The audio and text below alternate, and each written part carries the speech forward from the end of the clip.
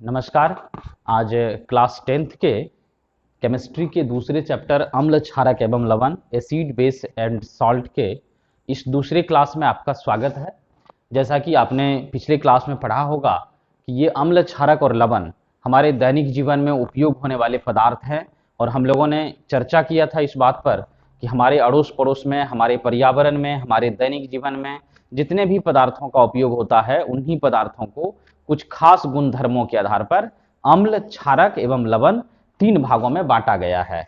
अब यहाँ एक बड़ा ही महत्वपूर्ण मुद्दा यह है कि आप कैसे पता करेंगे कि कोई पदार्थ अम्ल है, क्षारक है या लवण है। तो किसी न किसी चीज के बारे में जानकारी प्राप्त करने के लिए उसकी हम लोग जांच करते हैं, टेस्ट करते हैं। और अम्ल, क्षारक, लवण की जांच के लिए भी टेस्ट करने का एक तरीका है, जांच करने का तरीका है, जिसके द्वारा हम लोग अम्ल, क्षारक, लवण की जांच कर पाते हैं। और अम्ल, क्षारक, लवण की जांच जिस पदार्थ के द्वारा किया जाता है, जिस रासायनिक पदार्थ के द्वारा करते हैं, उसी को सूचक या इंडिकेटर कहते हैं।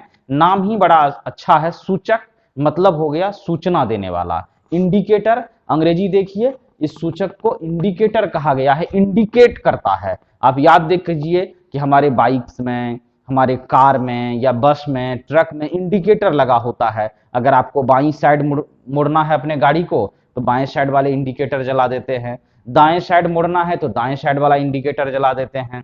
तो ये इंडिकेटर मतलब हो गया सूचना देने वाला, नाम से ही क्लियर है इंडिकेटर। तो यहां हम लोग आज उसी इंडिकेटर की चर्चा करेंगे।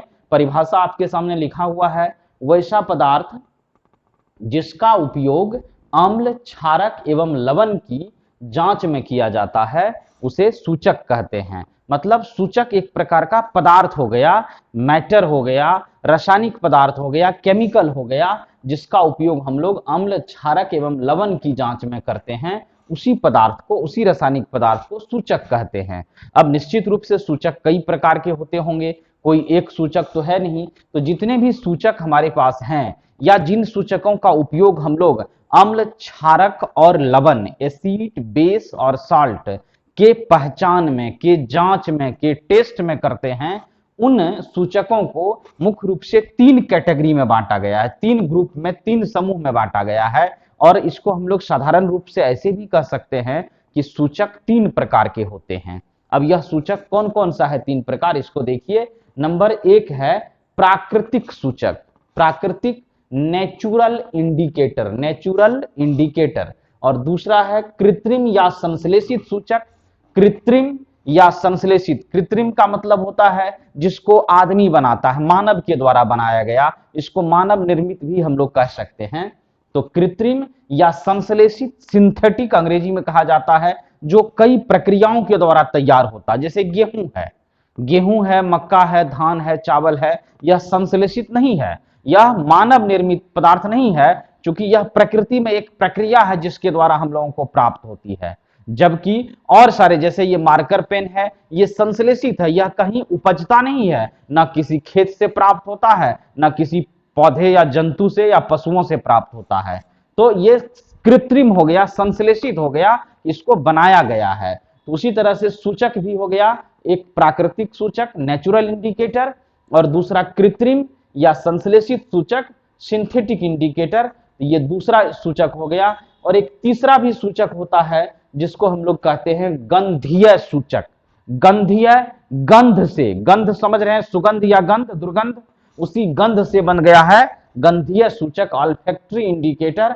इस तरह से 3 तरह का सूचक हो गया, एक प्राकृतिक सूचक नेचुरल इंडिकेटर, कृत्रिम या संश्लेषित सूचक सिंथेटिक इंडिकेटर, और गंधीय सूचक ऑल्फैक्टरी इंडिकेटर। इस तरह से आज हम लोग चर्चा कर रहे हैं सूचक पर, इंडिकेटर पर। और अब तो आपको नाम का अर्थ पता चल गया होगा कि इसको सूचक इसलिए हम लोग कहते हैं क्योंकि यह हमें अम्ल, क्षारक और लवण, अम्ल, क्षारक और लवण की जो जांच की जाती है, अम्ल, क्षारक, लवण की जो पहचान की जाती है, उसकी सूचना देता है, इसलिए हम लोग इसको सूचक कहते हैं। तो आइए सूचक को आगे बढ़ाते हैं, क्योंकि 3 प्रकार के सूचक की चर्चा हम लोगों को करनी है, विस्तार से हम लोग एक एक करके सबको जानेंगे। तो पहले नंबर पर आते हैं, पहला सूचक हमारा है प्राकृतिक सूचक, नेचुरल इंडिकेटर। नाम से क्लियर हमने पहले कह दिया, प्राकृतिक मतलब जो प्रकृति प्रदत्त हो, प्रकृति के द्वारा जो पदार्थ प्राप्त होता हो उसी को प्राकृतिक वस्तु या प्राकृतिक पदार्थ कहते हैं।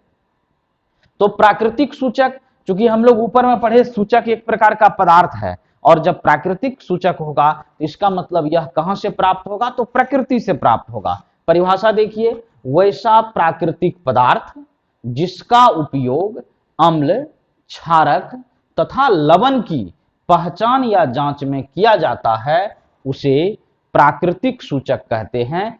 तो इस तरह से आप देख रहे हैं परिभाषा में कि प्राकृतिक सूचक जो है वैसा प्राकृतिक पदार्थ होगा, नेचुरल सबस्टांस होगा, जिसका उपयोग आप एसिड, बेस और सॉल्ट के पहचान में, जांच में या टेस्ट में करेंगे।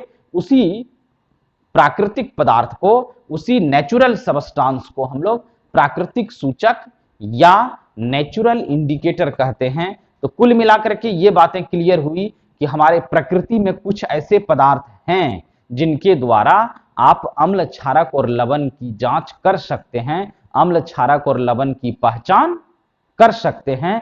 ऐसे पदार्थ को ही प्राकृतिक सूचक कहा जाता है।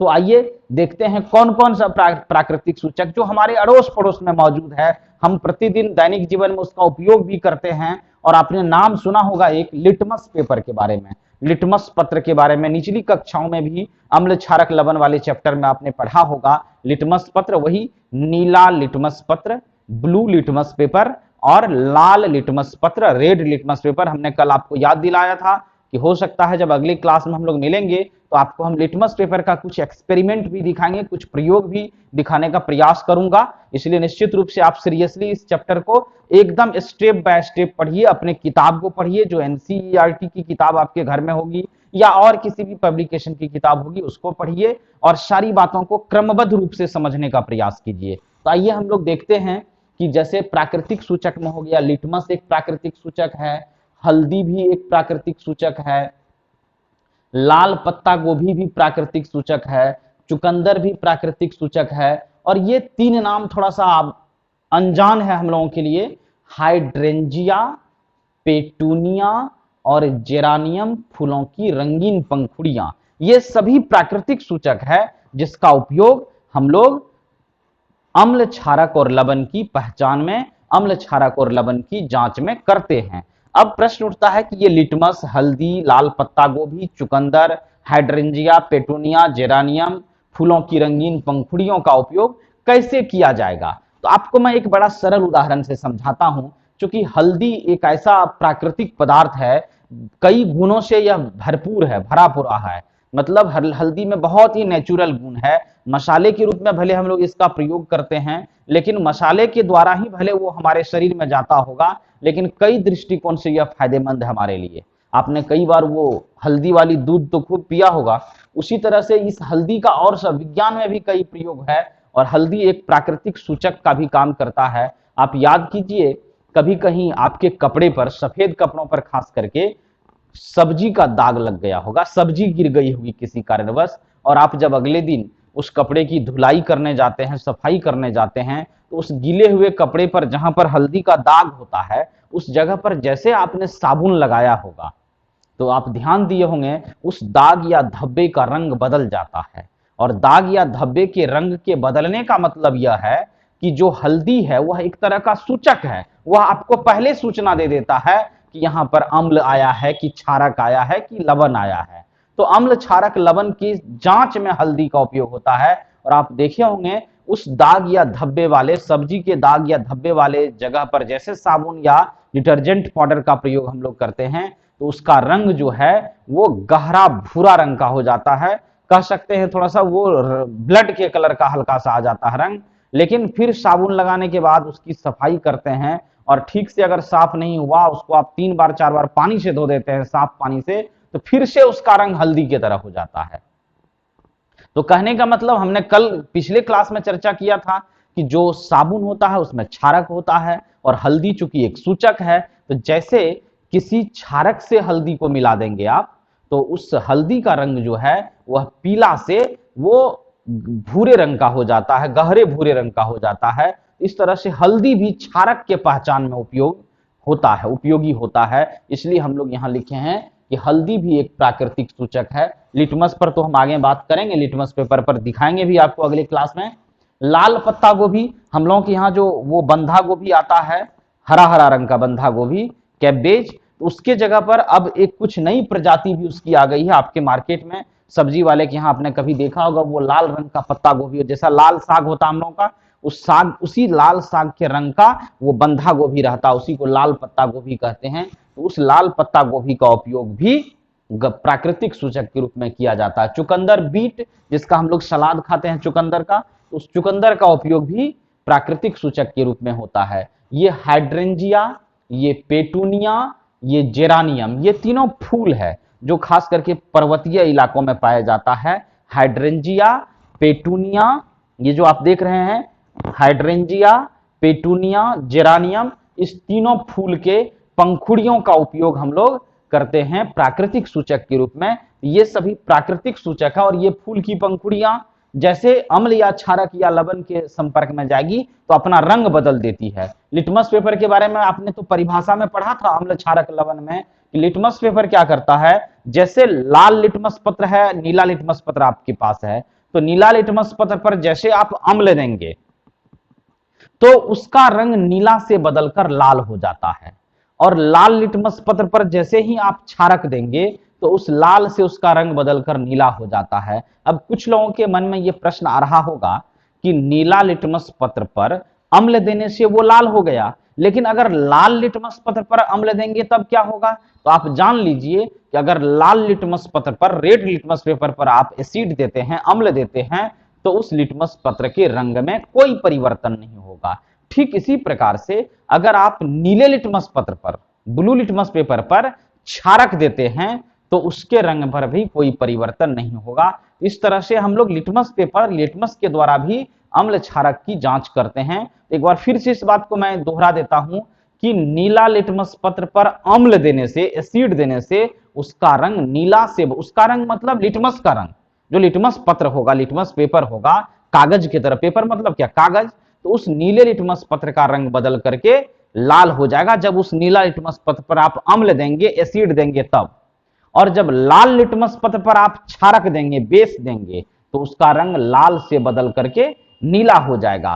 तो इस तरह से इस बात को आपको याद रखना है कि लाल लिटमस पत्र पर क्षारक देने से उसका रंग नीला होगा, जबकि लाल लिटमस पत्र पर अगर आप अम्ल देंगे तो उसके रंग में कोई परिवर्तन नहीं होगा, वो लाल का लाल ही रह जाएगा। उसी तरह से नीला लिटमस पत्र पर अगर अम्ल देते हैं तो उसका रंग बदलकर लाल होगा, लेकिन नीला लिटमस पत्र पर अगर हम क्षारक देते हैं तो इसके रंग में कोई परिवर्तन नहीं होगा। अब आपके मन में यह भी बात उठ रही होगी कि लवण देने से क्या होगा, तो आप याद रखिए कि लवण को आप लाल लिटमस पत्र पर दीजिए या नीला लिटमस पत्र पर दीजिए, मतलब कोई भी लवण या सॉल्ट होगा उसको ब्लू लिटमस पेपर पर डालें हम लोग या रेड लिटमस पेपर पर डालें तो उसके रंग में कोई परिवर्तन नहीं होता है। इसको हम लोग ऐसे भी कह सकते हैं कि लवण जो है वह लिटमस पेपर पर, लिटमस पत्र पर कोई प्रभाव नहीं डालता है, जैसे का तैसे रह जाता है। इस तरह से आपने प्राकृतिक सूचक के बारे में जाना कि लिटमस का उपयोग, हल्दी का उपयोग, लाल पत्ता गोभी का उपयोग, चुकंदर का उपयोग, हाइड्रेंजिया, पेटूनिया, जेरानियम जैसे फूलों की रंगीन पंखुड़ियां, ये तीनों फूल है जो हम लोगों के इलाके में नहीं मिलता है। ये जो तीनों है, हाइड्रेंजिया, पेटूनिया, जेरानियम, ये फूलों की रंगीन पंखुड़ियां, ये तीनों फूल है। इसके रंगीन पंखुड़ियों का उपयोग भी सूचक के रूप में किया जाता है, प्राकृतिक सूचक के रूप में किया जाता है। अब चूंकि जितने भी आप सूचक देख रहे हैं इसमें से लिटमस जो है वो सबसे प्रचलित प्राकृतिक सूचक है, सबसे ज्यादा प्रचलित नेचुरल इंडिकेटर लिटमस होता है। इसलिए लिटमस के बारे में एक दो बातें और हम लोग जान जाएं। और चूंकि बचपन से आपको हमने पहले कहा कि निचली कक्षाओं में भी आपने लिटमस का चर्चा सुना होगा, तो देखिए लिटमस के बारे में लिखे हैं, लिटमस एक प्राकृतिक सूचक है, सीधी सी बात है, पहले चर्चा कर ली। यह नेचुरल इंडिकेटर है जो थैलोफाइटा वर्ग के लाइकेन या लीचेन, थैलोफाइटा वर्ग के लाइकेन या लीचेन नामक पौधे से प्राप्त होता है।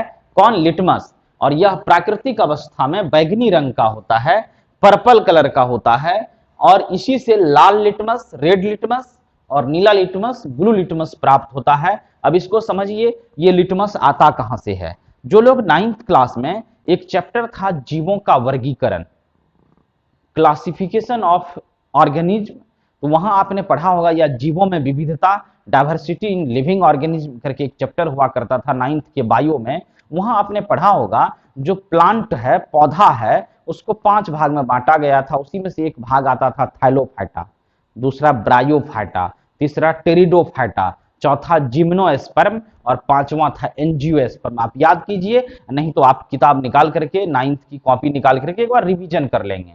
तो वो थैलोफाइटा वर्ग का एक पौधा होता है जिसमें क्या होता है कि जड़, तना और पत्तियों में स्पष्ट विभेदीकरण नहीं होता है। मतलब आपको देखने से पता ही नहीं चलेगा कि ये पौधा का जड़ है या तना है या पत्ती है, लेकिन है वह पौधा। तो उसी तरह का पौधा को, उसी वर्ग के पौधे को हम लोग थैलोफाइटा कहते हैं। तो उसी थैलोफाइटा वर्ग का एक पौधा है जिसका नाम है लाइकेन या लीचेन, और उसी लाइकेन या लीचेन नाम के पौधा से ये लिटमस तैयार किया जाता है। हमारे यहाँ जो इतने सारे रंग हैं, कलर है, वो भी कई प्लांट से तैयार होता है, पौधा से तैयार होता है। तो ये लाइकेन या लीचेन जो है उसी थैलोफाइटा नाम के पौधा से प्राप्त होता है। और यह जो थैलोफाइटा नाम का पौधा है, यह थैलोफाइटा वर्ग का पौधा है लाइकेन, उसी से हम लोग लिटमस प्राप्त करते हैं। एक बड़ा ही इंपॉर्टेंट बात, बहुत महत्वपूर्ण चीज, कि जब लाइकेन से हम लोग प्राप्त करते हैं लिटमस, तो वह बैगनी रंग का रहता है। नेचुरल स्टेट में, प्राकृतिक रूप में वह बैगनी रंग का होता है, और बैगनी रंग का होता है, पर्पल कलर का होता है। उसी से हम लोग लाल लिटमस पेपर या ब्लू लिटमस पेपर बनाते हैं, या उसको लाल लिटमस, रेड लिटमस जो होता है वो सॉल्यूशन भी होता है, विलियन के रूप में भी रहता है, लाल लिटमस का विलियन और नीले लिटमस का विलियन। इस तरह से लिटमस एक बड़ा ही महत्वपूर्ण और प्रसिद्ध सूचक है जिसका उपयोग हम लोग करते हैं किस काम में, अम्ल, क्षारक और लवण की पहचान करने में। तो अब आगे बढ़ते हैं, दूसरे सूचक पर आते हैं। दूसरा सूचक है हम लोगों का क्या, कृत्रिम या संश्लेषित सूचक। जो लोग नहीं लिख पाए हैं ठीक से, उनसे रिक्वेस्ट है कि आप इसको आराम से लिखें, और कहीं दिक्कत हो तो वीडियो को आप रोक करके भी लिख सकते हैं, उसको पॉज कर दीजिए और उसको आराम से लिख सकते हैं। इस तरह से इसको लिखा जाए, वीडियो को पॉज करके भी आप लिख सकते हैं।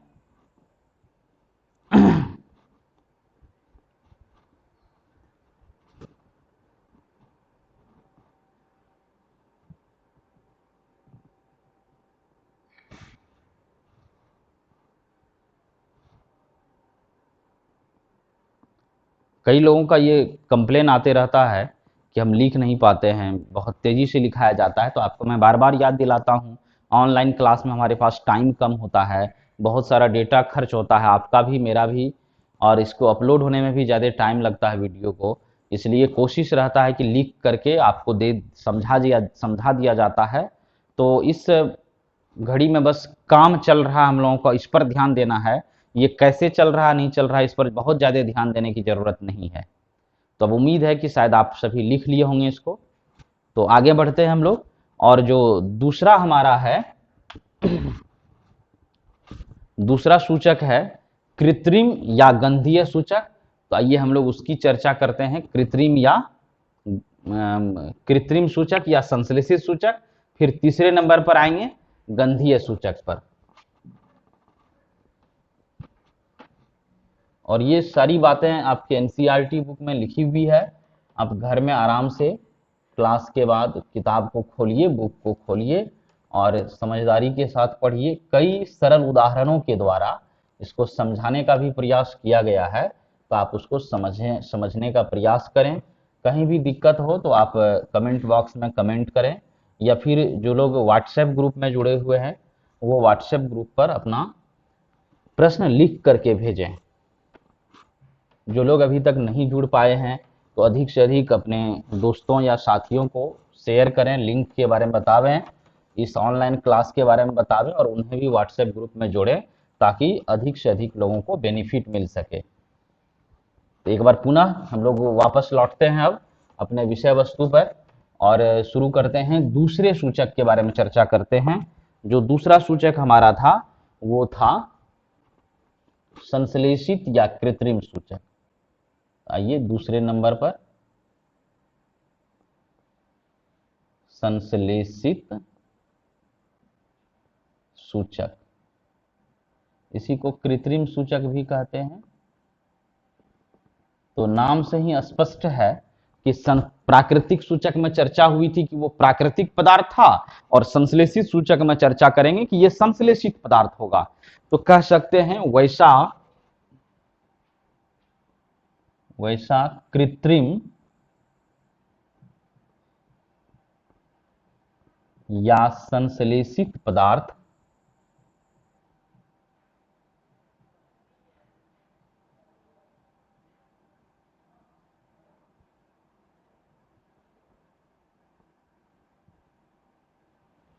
वैसा कृत्रिम या संश्लेषित पदार्थ जिसका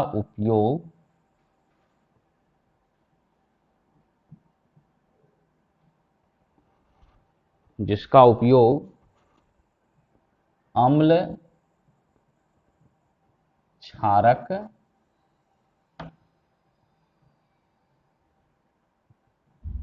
तथा लवण, अम्ल, क्षारक तथा लवण की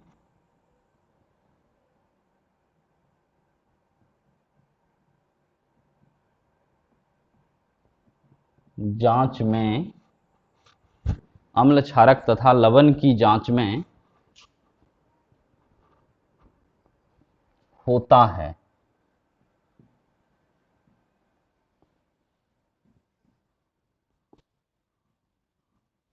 उसे संश्लेषित सूचक कहते हैं।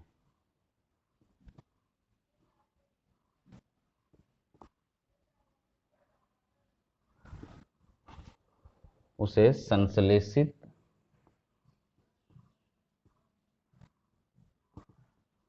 सूचक कहते हैं।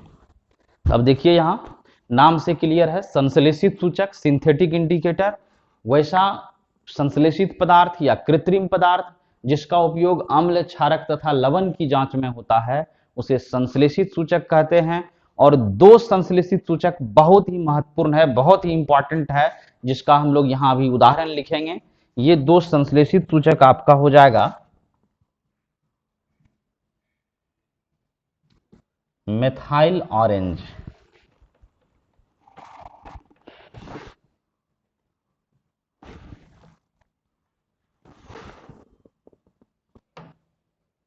मेथाइल ऑरेंज, ये केमिकल है, नाम है जो आपको प्रयोगशाला में मिलेगा। और दूसरा है फिनोल्फथेलिन, फिनोल्फथेलिन।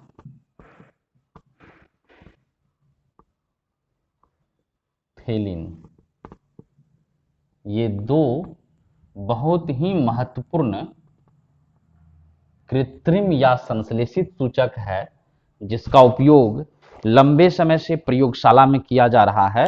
तो इन दोनों सूचकों को आप याद रखेंगे। ये दो महत्वपूर्ण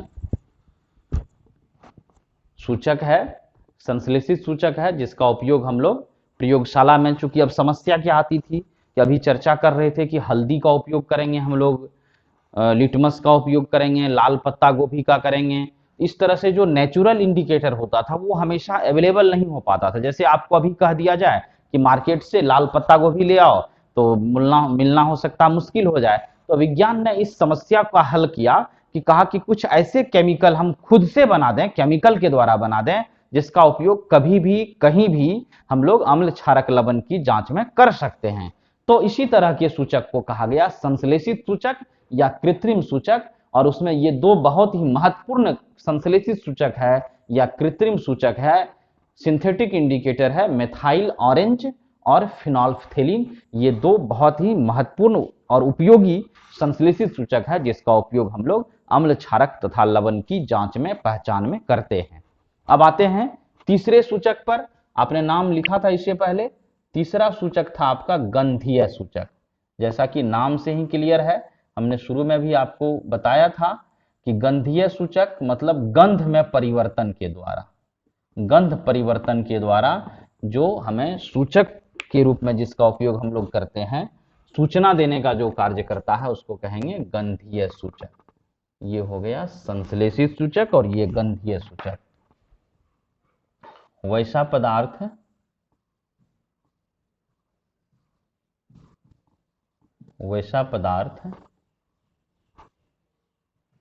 जो गंध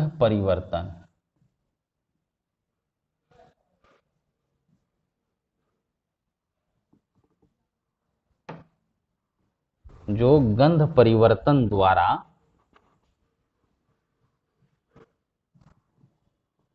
अम्ल,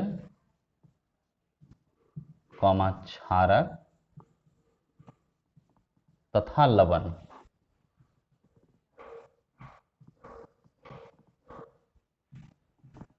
अम्ल, क्षारक तथा लवण की जांच में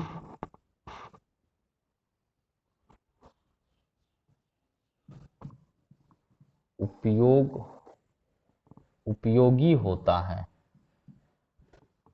अभी तक हम लोग क्या देख रहे थे कि लिटमस में रंग परिवर्तन के द्वारा, कि लाल लिटमस नीले लिटमस में बदल जाएगा, नीला लिटमस लाल लिटमस में रंग में बदल जाएगा, लेकिन यहां क्या होता था, गंध परिवर्तन के द्वारा जो उसका गंध था वो बदल जाता है, कि जांच में उपयोगी होता है उसे गंधीय सूचक, उसे गंधीय सूचक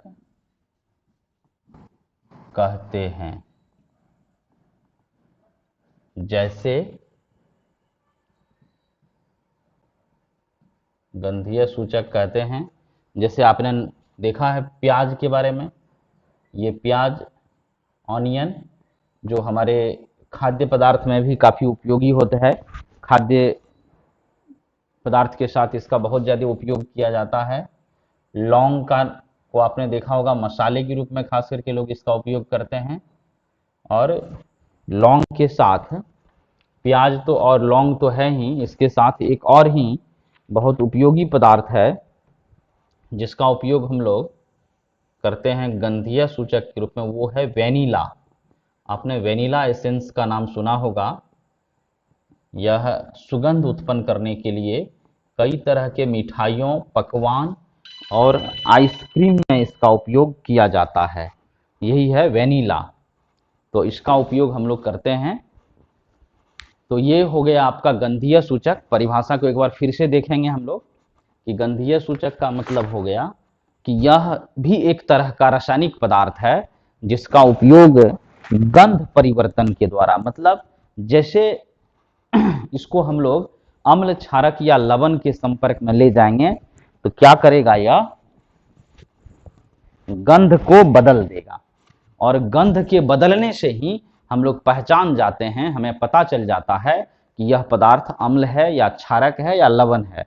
आपने ध्यान दिया होगा प्याज को काट करके अगर हम लोग कुछ समय तक रख भी देते हैं तो उसके गंध में जो परिवर्तन होता है वह इसी कारण से होता है। तो ये हो गया गंधीय सूचक जो गंध बदल करके, परिवर्तन मतलब क्या, बदल जाना, जो गंध बदल करके हम लोगों को अम्ल, क्षारक तथा लवण की सूचना देता है, तो वैसे पदार्थ को ही हम लोग गंधीय सूचक कहते हैं, ऑल्फैक्टरी इंडिकेटर कहते हैं। इस तरह से आज के क्लास में हम लोग मुख्य रूप से सूचक पर चर्चा किए, और सूचक नाम का अर्थ तो अब सबको पता चल गया होगा कि यह एक ऐसा पदार्थ है जिसके द्वारा हम लोग अम्ल, क्षारक और लवण की सूचना प्राप्त करते हैं, अम्ल, क्षारक और लवण की जानकारी प्राप्त करते हैं, अम्ल, क्षारक और लवण की जांच करते हैं, टेस्ट करते हैं, उसी पदार्थ को सूचक कहा जाता है।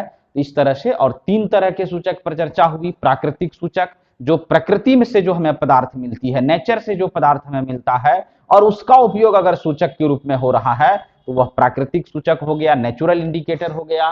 फिर संश्लेषित या कृत्रिम सूचक, जो मानव के द्वारा, वैज्ञानिकों के द्वारा जो प्रयोगशाला में कुछ ऐसे पदार्थ तैयार किए जाते हैं जिसका उपयोग आप सूचक के रूप में करते हैं, उसको कहा जाता है संश्लेषित सूचक, सिंथेटिक इंडिकेटर। और तीसरा सूचक जो आपने पढ़ा वह था क्या? गंधीय सूचक। तो गंधीय सूचक हो गया जो पदार्थ गंध परिवर्तन के द्वारा, गंध बदल करके हमें अम्ल, क्षारक तथा लवण की सूचना देता है, उसको गंधीय सूचक कहते हैं। और गंधीय सूचक के रूप में हम लोग प्रयोग करते हैं प्याज का, लौंग का, वेनिला। वही वेनिला भी एक पौधा से प्राप्त होने वाला पदार्थ है, सुगंधित पदार्थ है। खास करके आइसक्रीम जब आप खाते होंगे, देखे होंगे उस पर लिखा रहता है वेनिला एसेंस, उसमें आइसक्रीम में से जो सुगंध आती है वो वेनिला नाम के पदार्थ से आता है। जैसे लौंग हो गया, तो लौंग में भी सुगंध होता है, इसका भी उपयोग गंधीय सूचक के रूप में किया जाता है। इस तरह से आज का जो हम लोगों का क्लास था वो मुख्य रूप से सूचक पर आधारित था, और इसी सूचक का उपयोग हम लोग करते हैं अम्ल, क्षारक तथा लवण की पहचान में। तो आज का क्लास अब हम यहीं समाप्त करेंगे। उम्मीद है कि आपको सारी बातें समझ में आई होगी, और इसको ध्यान से आप घर में पढ़ेंगे तो बहुत चीज़ों को समझने में सुविधा मिलेगी। तो अगले क्लास में हम लोग फिर मिलेंगे और सूचक पर ही और कुछ बातें विस्तार से करेंगे। बस आज का क्लास यहीं समाप्त करते हैं। धन्यवाद।